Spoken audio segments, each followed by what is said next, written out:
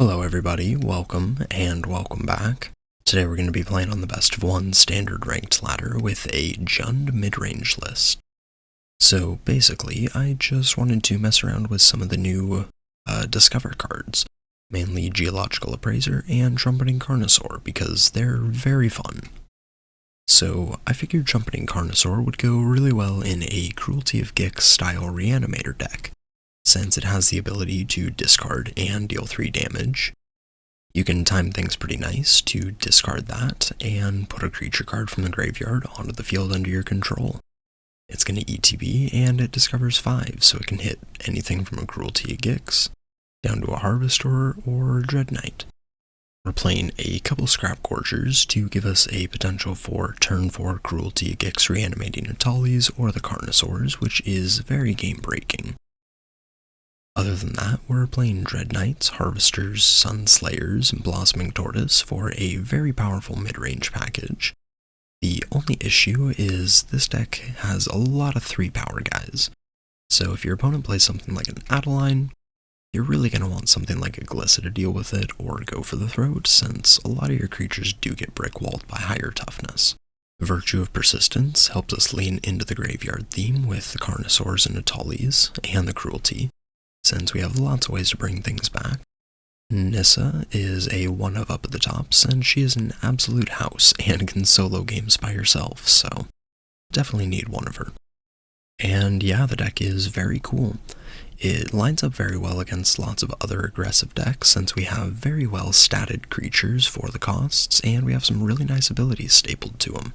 This deck was a ton of fun to play on the ladder, and I had a blast, so if you guys are excited to see it in action, make sure to drop a like, leave a comment, and make sure you're subscribed if you aren't already, as I'd really appreciate it.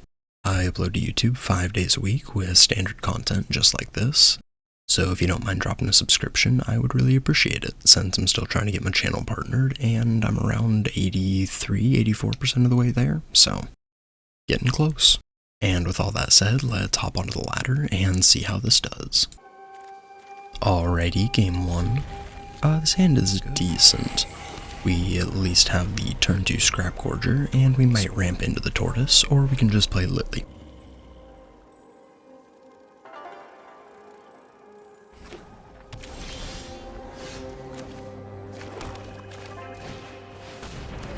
Let's get down the beast.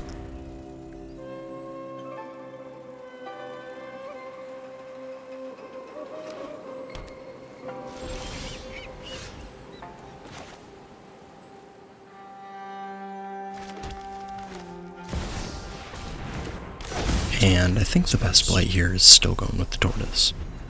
And no stick, but no ramp. Unfortunate.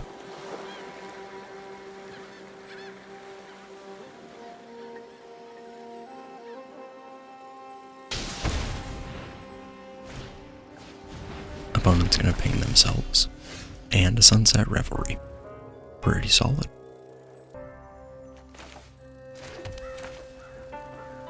Let's play the Field of Ruin, and go with Lily. We can make him sacrifice a creature, which isn't great, but we can also use the Virtue and clear off the board, get in with the Tortoise, and ramp us towards the, actual Virtue.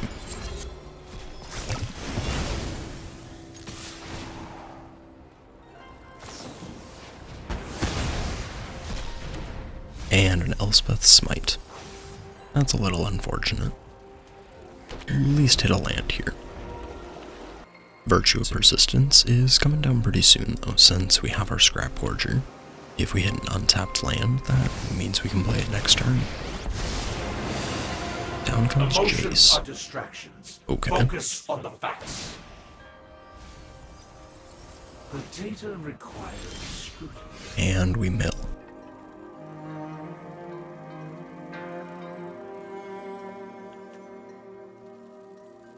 Appraiser here is not bad. Think we can... Don't overthink things. Well, let's plus.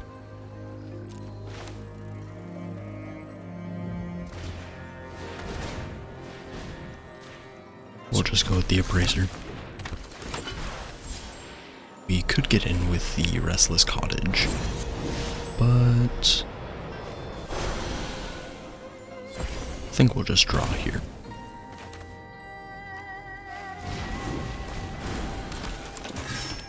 And hopefully we don't just run everything into a Sunfall. Iron Crag. Okay. We can And they mill us some more. ideas. Do you have a depopulate here? If not, we're going to be getting in for a bunch of damage next turn.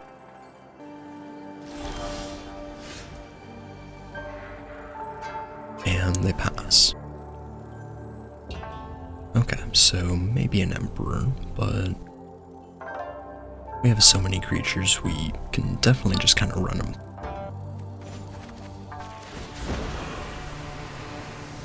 Let's plus, and we'll get rid of the land. Drop it.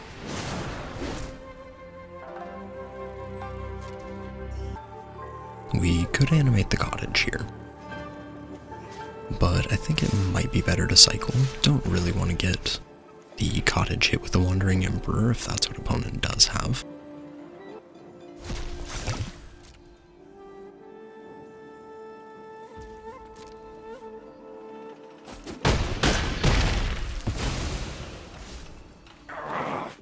Too much noise. And down goes Jace. Do we play the land?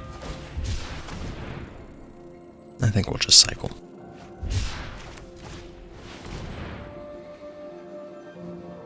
We can at least play Glissa here. And again, just hope we don't walk into a Sunfall. Knew this was a waste of time. Okay. 2 map tokens. We can make use of that.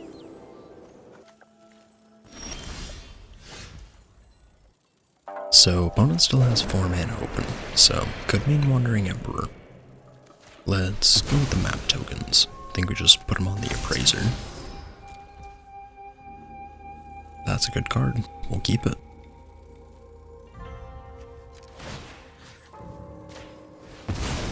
And let's put another counter on them. We'll animate. And let's get in for a bunch.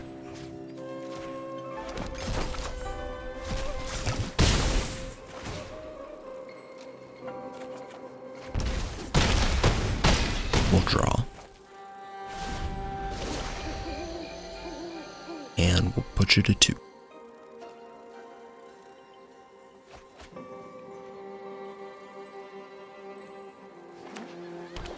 Celestis puts them to 3. And they get what they need. If they tap out for a board wipe, if it's Sunfall, we can just kill them with the cottage, but Memory Deluge should definitely be the win.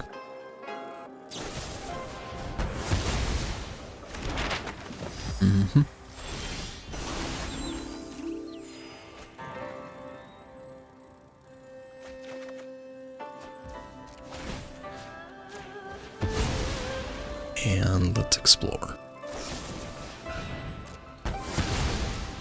Sure. GG's.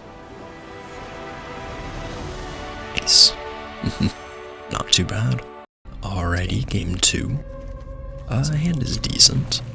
On the play, we have a cut down, so if we're going against something aggressive, we should be able to at least go Glissa into Appraiser and it'll be fun. On a red, perfect.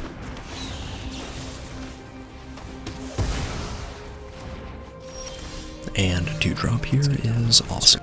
Let's play the Harvester.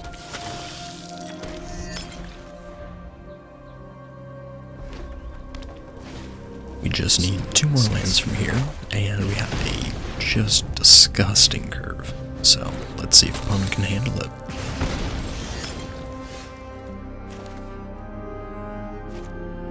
We'll play the Takenuma, and in for 3. Let's play Glissa, and that's going to put them in a bad spot for next turn. They can play a creature to put a counter on it, or they can point a lightning strike at the Glissa and get in with their Epicure. Down comes a Scoundrel, And they go with the Wicked roll. No attacks is perfect. No land, not great. Let's get in with Glissa.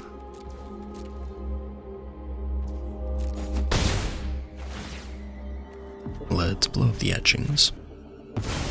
And we'll cycle Glissa.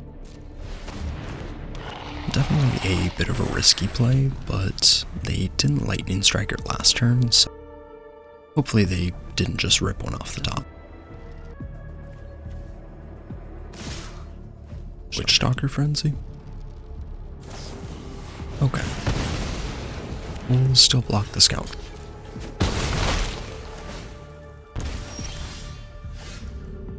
That's a bit rough. I guess we go with the Scrap Gorger. And let's cycle this Cruelty and try and hit a land. Okay.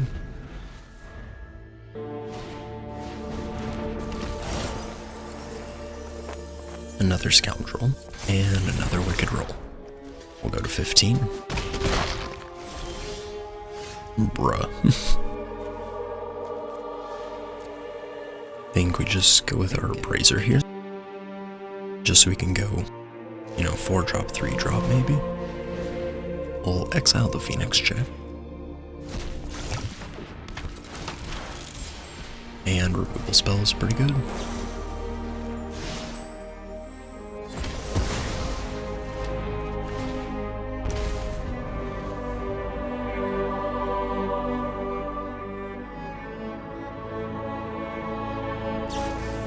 Play with Fire is going to take out the Appraiser.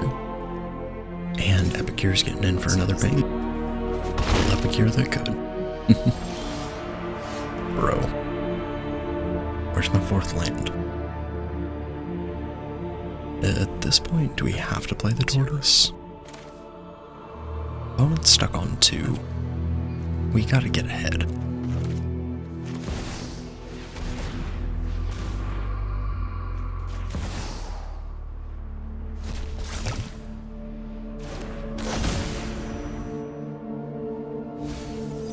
Perfect. There is a land.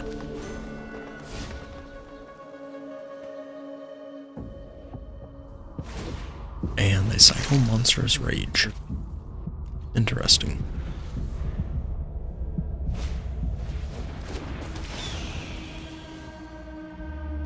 And in with both. The Rage, we'll take the block. Force them to happen.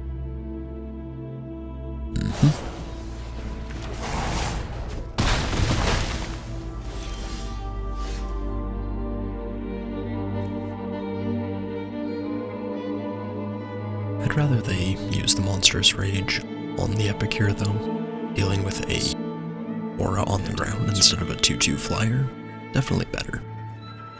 We could double 2-drop here, and that will definitely turn the pressure on since we can attack for 9 the next turn.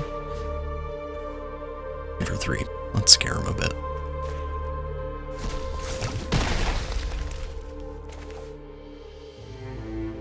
Yeah, we'll go double 2-drop.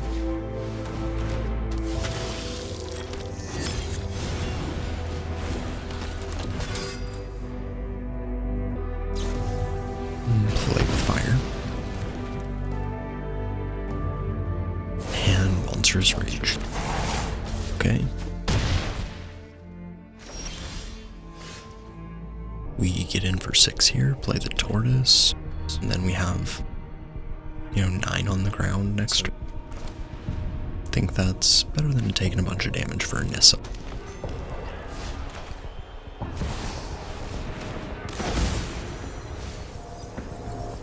And we get a Cottage. Perfect.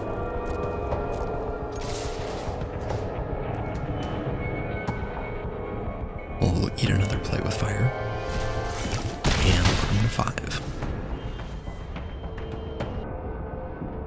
Nice. GG's. That was pretty close.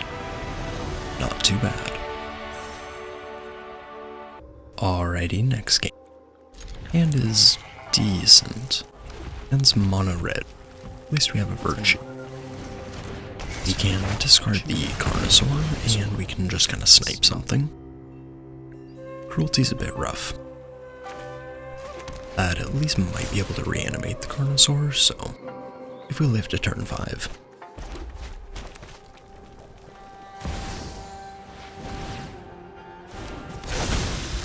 Down comes a 3/3.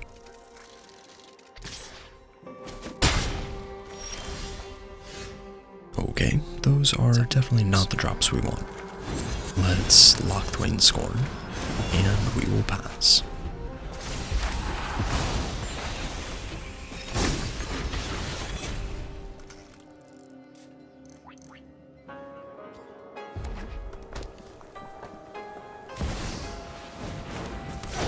Another adversary is at least manageable. I'd rather it was that than a Godric. No monstrous rage. Cool. Well, we definitely need another green source for our tortoise next turn. But we do have the Carnosaur, and we can take something out if they want a monstrous rage next turn.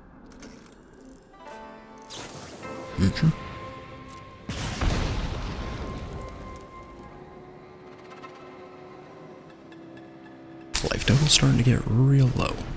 Hopefully we can live to 5.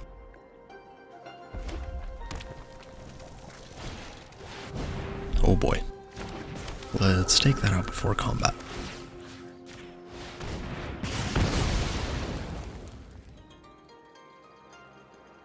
So we go to 8 here. And that is not a green source. Well, we are probably just gonna die. That's not good. Let's pass.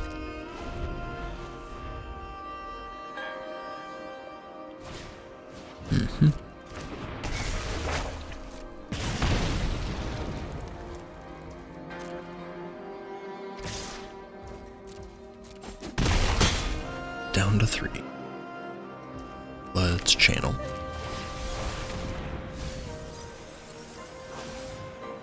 We'll just take the Appraiser.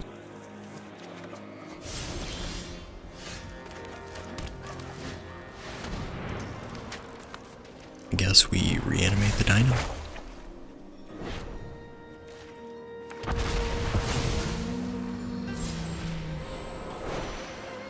Glissa is a great blocker. We'll take it.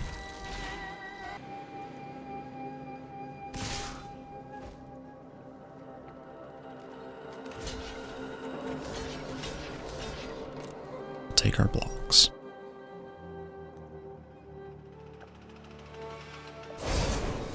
Not how that works. Okay. We might actually win this one. Virtue. Let's get in for 10. And we'll blow up the Kamado.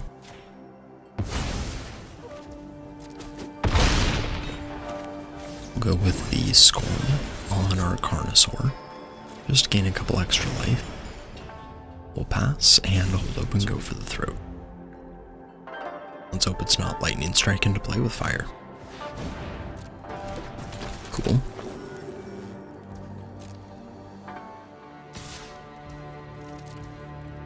And down goes Godric.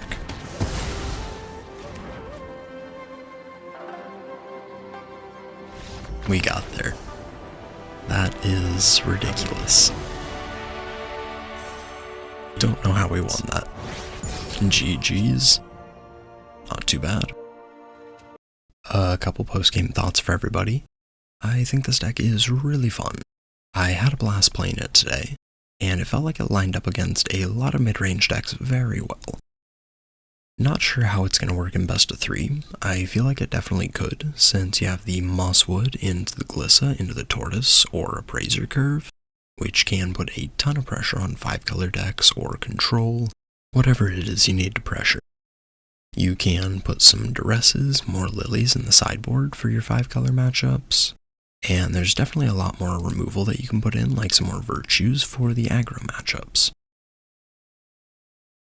Brotherhood's End could also be a decent thing in the board for the soldier decks and mono red, But if you guys have any suggestions, drop them down in the comments below.